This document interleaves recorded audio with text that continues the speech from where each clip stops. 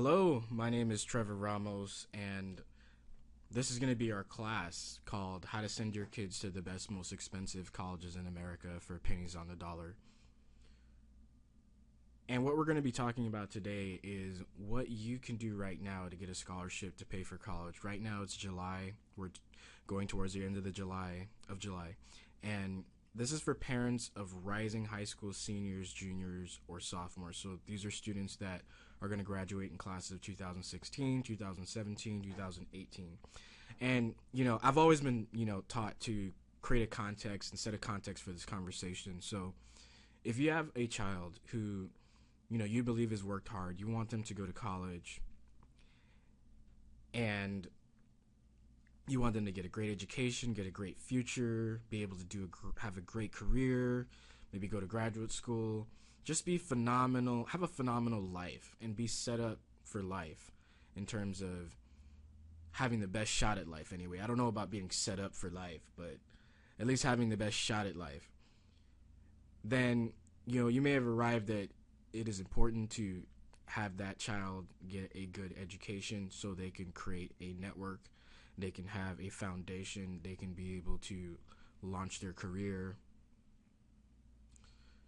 And the good news is we can make all that happen. That's the great thing about it. And not only can we do that, but we can also get them a scholarship or a grant to pay for a very large share of how much it costs to send them to college. And, the reason why we want to do that is because right now colleges are charging all the good colleges are charging between $25,000 to $70,000 a year. Harvard's about $70,000 a year now, out the door. USC, Occidental, all these great universities, they're becoming very expensive because people are coming from all over the world to go to college there. And, $25,000 a year, that's $100,000 for a 4-year education for one child. So, and if they want to go to USC and Occidental and Claremont McKenna and Stanford and all these other places, we're talking about $280,000 for one child. So $100,000 to $280,000 for one child. If you have 2-3 kids, it's very easy to see that you can get pretty close to spending $1 million educating all your kids. So, the great thing about this, and we're going to get real deep with this, and we're just going to continue to do this, is that I'm going to show you how you can send a child to the same colleges that I just mentioned, but getting a very low cost, because you're getting a scholarship, you're getting a grant. For instance, this year I have one child getting $40,000 a year to go to Boston College. I have another one getting $56,000 a year to go to USC. I have another one that's going to UC Santa Barbara. He's getting $32,000 a year. I think the out of pocket for that is about $2,000 a year to go to $32,000 a year college. Meanwhile, many other parents are sending their child to UC Santa Barbara, and they're having to come up with $10,000 a quarter trying to keep that child at UC Santa Barbara. So very, very different scenario that we end up in here by following this information. Okay. So, first thing that you need to know is if your child's going to graduate high school next year, you need to start thinking of them as a high school senior, not a high school junior on summer vacation. Because if they're going to be applying to Cal State, their applications are due in 2 months. That's about 60 days. Right. If they want to apply to private colleges like the ones I mentioned or UCs, their applications are due in 3 months. And the financial aid forms that you will need to complete will be due in 5 months. So that's pretty interesting because that means that 5 months from now, the whole process of getting a scholarship, getting a grant, doing all that stuff is over. And that's when you'll start to find out how much these schools are going to cost, how much they're going to offer you, all that, what schools they've gotten into and so forth. You'll already start to get some answers. You may not get all of the answers, but you'll already start to run into people who already know what schools they've gotten into and how much they have to pay 5 months from today. Right? And the first thing that you need to know if your child's going to be a senior next year, they need to have at least one official SAT and ACT score. By this point, they should have at least one. Okay? So that's just the first thing that we need to do, because pretty much everything else I'm going to share with you here is predicated on your child having this piece of information. So to register, the next time to take the ACT is September 12th. Registration is due in a few days, August 7th. For the SAT, that test is on October 3rd. Registration is on September 3rd. If you need special accommodations, you need to contact ACT and College Board by August 14th. Okay? So if your child's going to be a junior next year or a sophomore, then you want them to take the PSAT. And that's going to be either October 14th, October 28th. You register for this exam with your high school, and if you're homeschool, check with your local high school so you can take that exam. Again, special accommodations, you need to do that fairly early, okay? So in essence, this is actually a very important point too, and actually this goes for everybody, but make sure that your student takes both exams at least once. Okay, and if you want them to watch this video, you absolutely can, because it is important to really see which one they do better on, and not.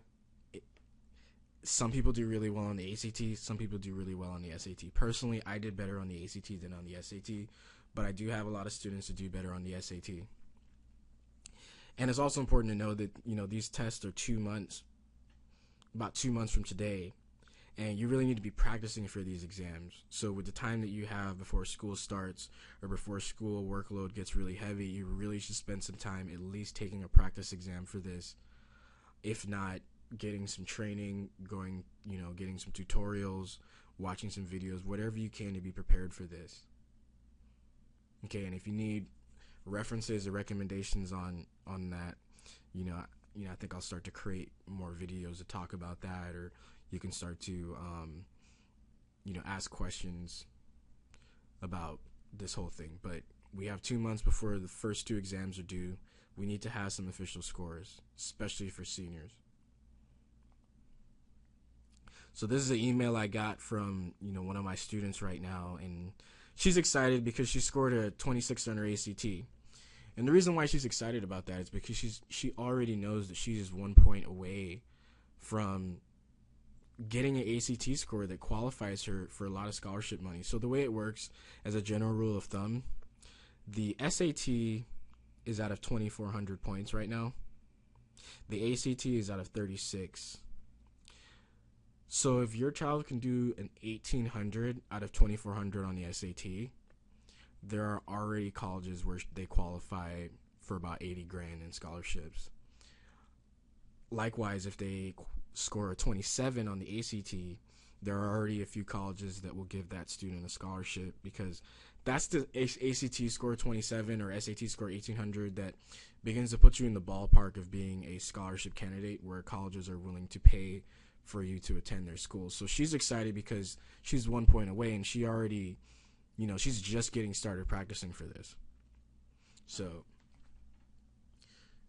again, once you have an SAT or ACT score to work with, now you can start putting a list of colleges together. Okay? And is the SAT the only thing that determines whether you qualify to attend a good college? No. The colleges will look at a series of things: your grades, your test scores, your extracurricular activities, and so forth. But I recommend that you take this approach because it makes everything a lot more predictable about what's going to happen. So I recommend you know what your ACT and SAT score is, even if it's a practice exam, a very good, well-proctored practice exam, and start using this approach because it is very effective. I've sent about 300 students through college and gotten them scholarships using the approach that I'm telling you right now. I am very rarely surprised by what happens when I get a student into a college and get them a scholarship because of the approach that I'm teaching you right now, okay? So once you can start putting a list together, I just finished writing a book actually. It's called How to Get Free Money for College. And there's a chapter that is very useful. It's chapter 8. It's called How to Shop for Colleges That Will Pay You to Attend. And the book's available on Amazon on Kindle and on paperback. So if you like a hard copy of it, then you can order it on Amazon. If you like Kindle, if you have a Kindle, you can order that. You can actually get a ebook version of this book for free just by going to my website. So the website is on the bottom. And I'm recommending this chapter to you because it's a chapter where I laid out for the student what they ought to be looking for when they're selecting a college. So it gives them a series of criteria that helps them to determine what they're looking for in a college and what college is going to be right for them. So it kind of teaches them how to shop for a college. So if you wanted to tell me, say you're looking for, like I just bought a microphone today. So there are microphones that, plug into your computer. There are microphones that are for singers. There are microphones for people that are doing what I'm doing, which is just recording spoken word. So I needed the help of that person, at the Guitar Center to explain to me what I ought to be looking for when I buy a microphone. This chapter does essentially the same thing for students. Very helpful. So some of the things to consider would be how good is the school for your major, if you've decided on a major, if you're undecided, where do you stand as a student compared to the average student that attends that school? How close is the alumni network? So when you graduate, how well supported are you going to be when you graduate from that school in terms of getting opportunities? How safe is the campus? And it goes through a series of many different questions and things for you to consider when you're picking a college. And the way what I try to do ideally is to teach these high school students how to shop for colleges like someone who has already graduated from college is now looking for graduate schools. So once you've gone to college and you know the whole deal, you're not as fooled, and you got some experience in terms of what you really ought to be looking for.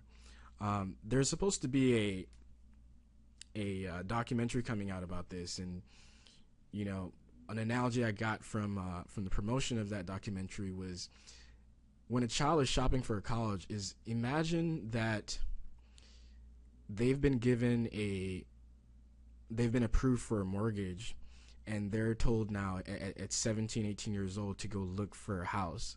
And they're not sure if they need a house that's, 5-bedroom, or they're not sure if they could just use a townhouse, but you're giving this child, free reign to pick out something that cost, 6 figures. So they really need to be educated on what they're choosing. And it is very helpful for them because we want to make sure that the schools that they pick and they get accepted to and they attend, that they actually like, right? Otherwise they're going to want to transfer next year, and all kinds of things happen when those situations occur. Okay. So once you have a list of colleges to work with, now you can find out how much free money you can get. Okay.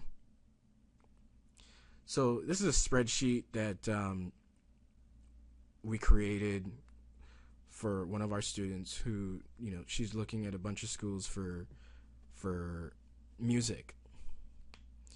And this is how much they all cost. And this was last year. This is how much financial aid she can expect, and this is what the net price is going to be. So, as an example, I'm going to use my mouse here. Let's say we're looking at New York University. New York last year was $66,000 a year. She's expected to get 38, and the net price is 27. And as you can see, there are colleges that cost about the same or more, but the net price is lower. And the difference is because not all schools can offer the same financial aid offer. So that's a really important thing to look at here, okay? 2 things. Number 1, there's the full price to attend a school, and there's a price that you pay, right? And also, schools that charge very close to each other can have completely different financial aid offers, okay, which yield a different out-of-pocket. So that's an important thing, okay? Now, how do you create something like this? How do you get this kind of information? Well, best way to do it is to Google any of the colleges that your child wants to attend, and then next to what the name of the college, you Google net price calculator. So you would say Stanford University net price calculator, and you would want to use also the year, so it would be 2015 through 2016 to get the most recent net price calculator. And then you can start to run these net price calculators and see what your out-of-pocket expense is going to be and how much financial aid you're going to get as well. Okay? All right, let's keep going. So I just want to give you an example of this whole net price calculator thing. It's been, I think, about 2 weeks. I was just working with someone that, wanted to go to Point Loma, Nazarene. And we did the net price calculator, in our conversation together. And this is what we got. Okay, so this is a pretty busy screen here, okay? But when you plug in all your information on the net price calculator for a college you're considering, it's going to output some information that looks just like this, okay? So we're going to break this down a little bit. Okay. So the first thing that we're looking at is the cost of the school per year, okay? That's called the cost of attendance. Cost of Point Loma is about $47,000 a year. Okay, and this is this person's output. This is this person's out of pocket and this person's financial aid offer. It may be different from yours, okay? But what this is saying is that this person is going to be offered $13,281 in free money per year between state and federal grant money, okay? And they're also going to be offered $5,500 in federal student loans and $2,500 as a job that the student is given to work on campus, okay? And there's this out of pocket, which is what the parent has to pay per year. That's $25,873. So this is what the school cost, okay? This is how much free money they've been offered. This is the federal loans that they've been offered to the student. And this is the job that the student's been offered. And this is the out of pocket to the parent, okay? So, is this a great financial aid offer? I mean, it's all relative. If this is what they're looking for, then it may be fine.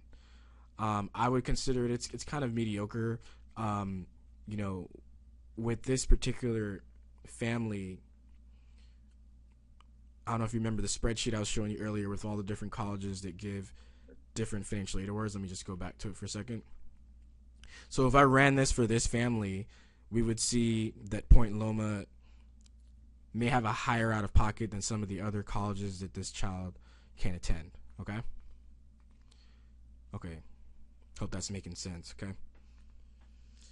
So you want to run a net price calculator on all the colleges that your child is considering in order for you to know what the out-of-pocket is, and, create a spreadsheet something like this so that you can, get some great information, or have somebody else create it for you so that you can get some answers on this whole thing. Okay, make sure you're working with up-to-date information so that you're not assuming that the college is going to offer you something that they don't offer anymore, so on and so forth. Okay, so let's take a little breather here because that was a lot to process, and just to recap it a little bit, we want to start thinking of your child as the grade that they're going to be in September or August. We want to have an official ACT or SAT score, one of each, or we want to have a PSAT score if your student is going to be a junior or sophomore. Okay. Once we have that, we want to start thinking about colleges and what colleges are going to be appropriate for them. Good place to start is Chapter 8 of How to Get Free Money for College, where we go over for the student how to pick a college. You can get that book in ebook for free by going to collegefundingremedies.com, or you can get the paperback on Amazon or Kindle. And then once we have a list of colleges to work with, we want to see what the out-of-pocket expenses of those colleges are going to be. Okay, so yeah, you'll probably want to take notes on this thing. Okay, so let's take a little breather here. That's my mom. Her name is, I dedicated the book to my mom, and I was actually just talking to her today. And, I didn't tell her that I dedicated the book. So when she actually bought the book, she finally realized and read it, and she teared up. It was pretty cool, So my mom's a teacher, and she used to work on Wall Street for a company called First Boston, which is, now called Credit Suisse. And she actually quit her job on Wall Street to become a teacher so she can pick me up from school every day. And I remember when I was in pre-K, and I was the last kid to get picked up from school. I think it was about 7 p.m. And I just remember her coming through the door, crying and apologizing to my kindergarten teacher about being late. And it's just a vivid memory at that age. And since then, never happened again. And when I was in elementary school, she sent me to a private Lutheran school in New York. And I didn't realize it until now, but she could barely afford that that elementary school. She could barely afford that private school, and I know this because every once in a while they would pull me out of class to go to the main office, and then they would give me an envelope to give to my mother when I got home. And now I know that envelope was a past due notice. So she really couldn't afford it. I don't know how she afforded all the things she did to get me to this point. It's really amazing. She's just a strong woman. So, if you're watching this and, you really want your child to get a great education, just keep focusing and keep learning everything you need to do. Because one day, when they grow up, they're going to realize what you did. And you'll never know what your child will remember about the way that you raised them. That's what my mother told me today. She said that she was amazed by what I remembered and how much I remembered because I was at such a young age. And, who knows, they might grow up and write a book and dedicate that book to you as well. I certainly, from everything that she's taught me and the way that she raised me and how important she took my education, I can tell you it made a significant difference in how I turned out, right? So I just wanted to share that with you. But let's keep going here. Okay. Oh, I wanted to show you a video. This is a phone call that I got. So let's see if we can play this, and this is coming out any kind of good quality here. New message. Main menu. To listen to new messages, press 1. First message received Friday, July 10th, 2015 at 11:44 a.m. Hi, Trevor. This is Beth O'Golnick, Ben O'Golnick's mom. I just wanted to thank you so much for everything you've done for Ben and helping him get into a business school, and we're so proud of him and just very appreciative of your efforts. I'll send you a note in the mail, but I'll thank you also for the book. It sort of prompted me to give you a call. So I just wish you the best of luck with your amazing business, and we'll probably talk to you when our daughter approaches time to go to school. So thanks again. Bye. Okay, so that's gentleman Ben. Ben's going to be going to Arizona State University to study business, which, Arizona State has a really good business program. So, we had to work really hard to, get him a scholarship. He ended up getting about $10,000 a year. And looks like they're pretty happy about the whole deal, and, wish Ben the best of luck in all of his efforts.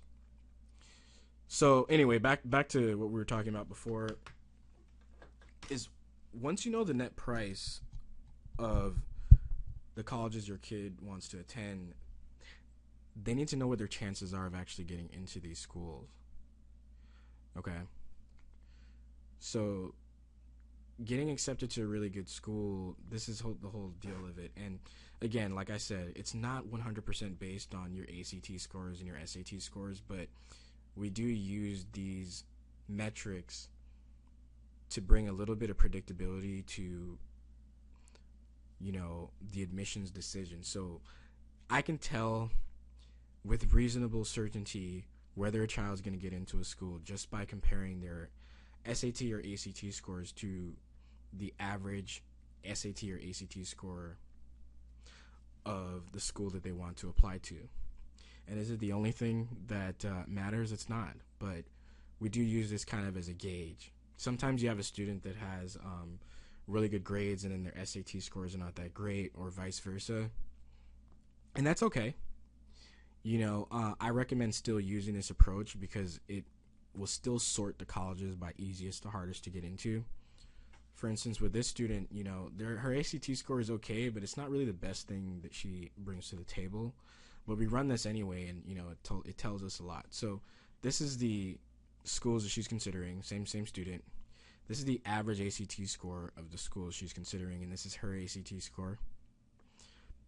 So all the schools that are green, she has a high chance of getting into. In fact, she's in pretty good shape all the way to about UCLA. And so I can expect that she'll get into these colleges, right? And she got into well, some of them she didn't apply to, but she got into here, to here. I have to check to see if she got into UCLA. The school that she actually is going to attend is actually USC. So she kind of got lucky here. But we don't want to create a strategy based on luck. And based on the way that USC actually accepted her, she has to go to another school for a year in order for her to attend USC. So, this is a pretty good determinant. From here, this is, pretty much where she ends up. This is pretty much where she ends up. And the calculations that we ran before tell us how much money she was going to get. So I highly recommend doing this. I do this with every single one of my students. I compare their ACT score to the average ACT score of the colleges that they're attending, and it makes it to where I am very seldom surprised about where they get in and where they don't get in. And if they get into a school where they are below average on the ACT or SAT, I'm actually very excited about it. But it makes it to where we got some backups and we kind of add some predictability to this whole thing. Okay? So again, these applications are due in, 2 to 3 months. Financial aid forms are due in 5 months. So I really want to stress how important it is to be looking forward and to be executing this plan now. Okay, if your child's going to be a junior next year, we have 14 months before the applications for Cal States are due, 15 months before the private and UC applications are due, 17 months before all financial aid forms need to be turned in, and some of these schools will go back 2 years on financial aid forms in order to see how much you can pay for college. If your kid's going to be a sophomore next year, you got 26 months before the Cal State applications are due, 27 months before the private and UC applications are due, and 29 months before those financial aid forms are due. So this is not a lot of time. Okay? And I got this email the other day. It says, "Hello, Trevor. My son has been accepted to St. John's University in Queens, New York. He'll start as a freshman in the fall. Due to the emergency of a matter I'm dealing with, we have to pay the balance of $23,000 by the end of this month. Is there any grant or scholarship money we can apply for right now without applying for a loan? Are there any resources available you will be able to help us locate as quickly as possible? Please advise. I greatly appreciate all your help. Thank you, Patrick." So basically the situation is the student is going to school next year. He's been accepted to St. John's, and they have till the end of this month to come up with $23,000 to pay for the remaining cost. And they're asking if they can get any scholarship money right now, within the next few days, to pay for college without having to borrow a loan. And the answer is no. Is there a scholarship you can apply to or grant you can apply to within the next few days to get $23,000 without taking a loan? The answer is no. And this is the situation that all these student loan companies want you to be in. Okay? And that's because the time to start thinking about how to get a scholarship or grant is not the last 4 to 5 months of your kid's senior year or later than that. The time to start planning for a scholarship is 12 to 36 months before your child starts their senior year of high school.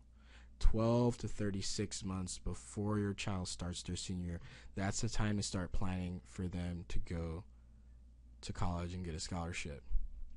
I get emails. I get an email like the one I just showed you, this one here. I get emails like that pretty much once a week. If I don't get that, I get a lot of people telling me they wish they had met me sooner. This is why it's very important to be sticking to the timelines and the process that I just created here, okay? So we went over a lot of information, and if you need to, watch this video more than once. Definitely ask me questions, all those kinds of things that you can do. Here are the next steps here. So the next step is either to call 626-657-7887, and we'll schedule time to talk for a few minutes and determine, if this is going to help you to get a huge scholarship to attend a really good school, because I want to make sure that this is going to be a fit for you and what you specifically need to be doing in order to make this happen for you and your child. If you're in Southern California, you can attend my workshop. It's going to be next Saturday, August 1st, 2015, 10:30 to noon, 10:30 a.m. Okay, and it's going to be at the La Cañada Public Library. That's in La Cañada, Flint Ridge. There's the address. So that's Saturday, August 1st, 10:30 a.m. to noon at the La Cañada Public Library. Okay, so you can bring your child. Actually, everyone that comes to this event is going to get a complimentary copy of my book. So that's a little added bonus. It's going to be a soft cover. So it's another good reason to get a free book, whatever the case is. Ask your questions. We're actually going to be talking about what we're going to be talking about on that Saturday is going to be different from what we just talked about here, because we're going to delve a little bit deeper on how and why these colleges give scholarship money to some people and not as much to others. How the average person pays for college, and what their moves are, and what most people are kind of missing in their understanding of this process. So we're going to be going a lot deeper in the whole financial aid and scholarship aspect as we did here. This video is really just to tell you what the steps you need to take are starting today. So it's a little bit more dynamic. So what you need to be doing right now. So I hope this video was good for you. It gave you some pointers, gave you some insight, gave you some some vision, some hope, everything. And if you have any questions, again, you can call or you can come to the workshop in La Cañada. All right. Thank you so much for watching. Take care.